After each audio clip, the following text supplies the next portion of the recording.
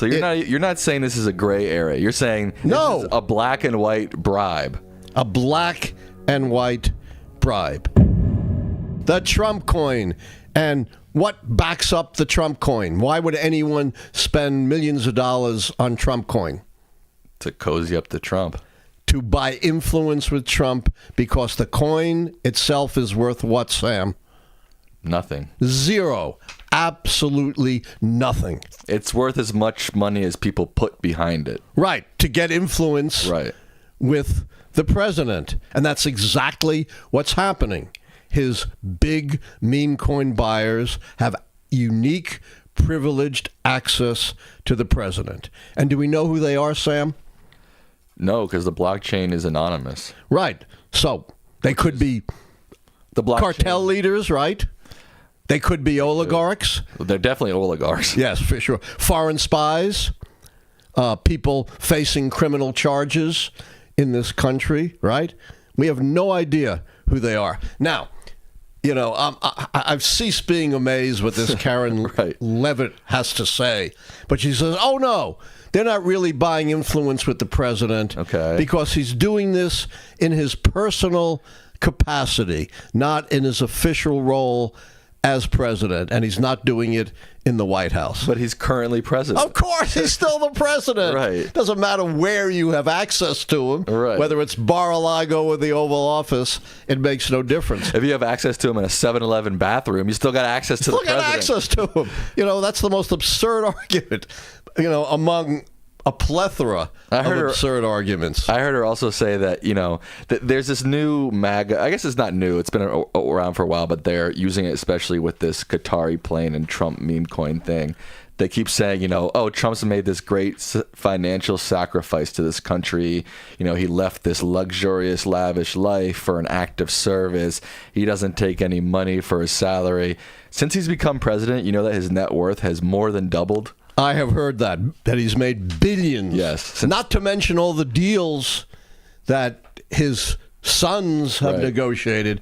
Do you think someone like Donald Trump Jr. and Eric Trump, if their father was not president, if he was just, say, a host on The Apprentice, do you think the Saudis and the other rich Arab leaders would give them the time of day?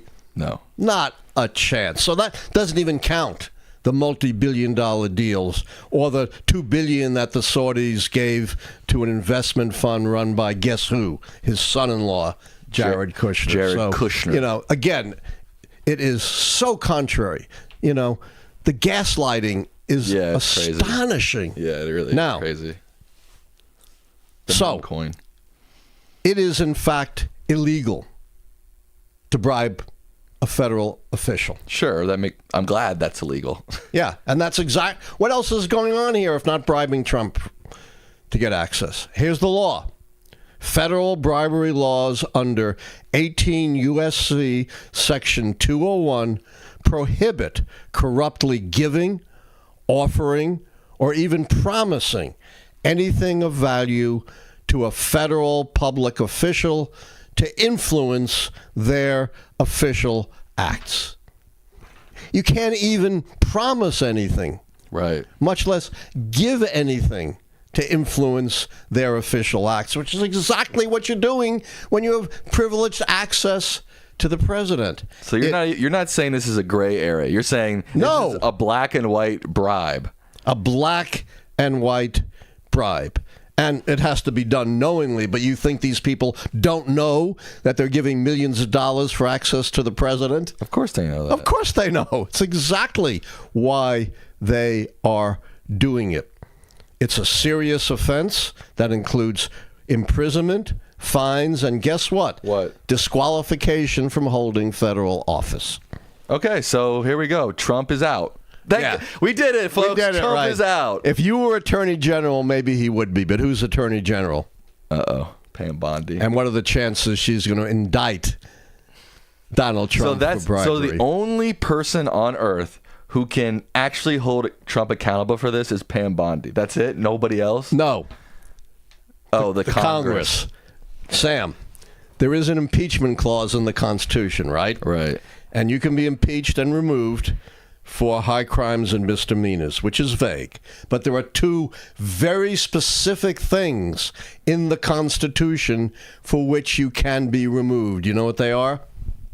Bribery. Bribery and treason. Bribery is right there in the Constitution. It's not a matter of interpretation like high crimes and misdemeanors, Right. which, they argue about every time there's an impeachment So inquiry. Congress is going to save us. It's black and white bribery. You can't do bribery. You're saying this is a black and white bribe. Congress will save us, right? And who's in charge of the U.S. House? Oh. Mike Johnson. And what are the chances that Mike Johnson will launch? How could this be possible? How could a president start a cryptocurrency, host an event with all his biggest bidders? It's a bribe. And we're just sitting here, everybody twiddling their thumbs, and we can't do nothing about it. Nothing. That can't be possible. Well, this can't be as serious as what the Republicans were blasting Obama for, right? Wearing a brown suit, which didn't make him look presidential. I mean, that's way more serious than taking hundreds of millions of dollars in bribes. This should be an open and shut criminal case. Now, we know that he's got all this immunity, right? Right. But Karen Levitt gave it away. Caroline. She said, whatever her first name is. I know I got a last name right, Levitt. Yeah. She said he's not doing this in his official capacity, right? Okay. He's doing this in his personal capacity. So he should not be protected, even though obviously you you're can't. saying under the immunity decision about this. It has to be official acts. Oh. Even though he's still the president and it's still bribery, it's not part of an official act. So he should be subject to prosecution. What would that prosecution be? Bribery? Bribery. But if it's very serious crime. But if it's not in his official act as president, then technically it's not a bribe. It is a bribe because he's still president, but he's not acting in his official capacity. Right. So he's still being influenced, but he is not acting under some constitutional authority. I'm often one to say that Trump's never going to be held accountable. I shoo off all these court none of this is going to. This is the thing that should bring it. This is the most clear bribe, maybe other than the Qatari plane. But these two things are the clearest bribes I've ever seen in my life. And somehow nothing's happening. Even I'm like, come on, something should be happening here. They're the clearest bribes in the history of the country, not just what you've seen in your brief lifetime. Right.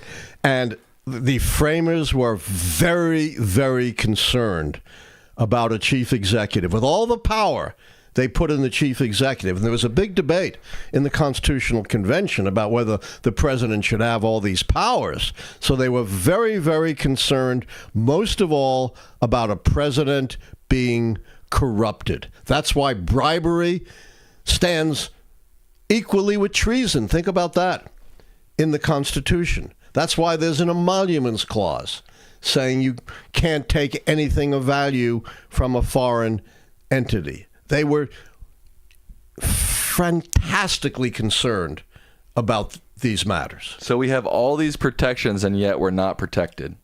That's correct. And that's the tragedy. That's the tragedy that we've come to under Donald Trump.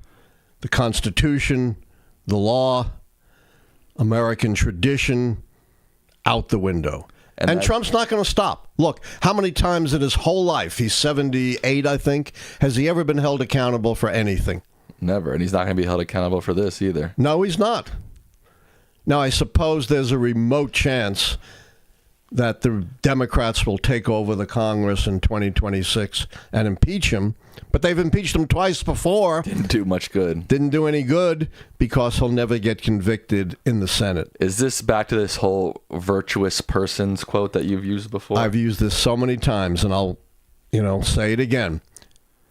James Madison was the framer of the Constitution, the primary framer, the primary theoretician behind the idea of balance of power, checks and balances. And he said, and I'm paraphrasing, but it's very close, you can design a system however you want to prevent corruption and tyranny. But in the end, any system is dependent on the virtue of the people and their leaders. Now, let me ask you a question. Why wouldn't, to avoid all this bribery stuff but still get all his money, why wouldn't Trump just open the coin, let all these rich people pour all their money in, and then just not meet with them? It seems like the whole meeting is what turns it into a bribe, right? It's like, I give money to this meme coin and I automatically get a meeting with the president? 2 points. One, he doesn't care, right? Because he knows he won't be held accountable. So he loves to shove things in our face. True. Let these liberals whine and complain and, to no end. Yeah. 2, he wants the adulation. That's what he lives for. Have these people come to Mar-a-Lago, kiss his ring, tell him how great he is. Yeah.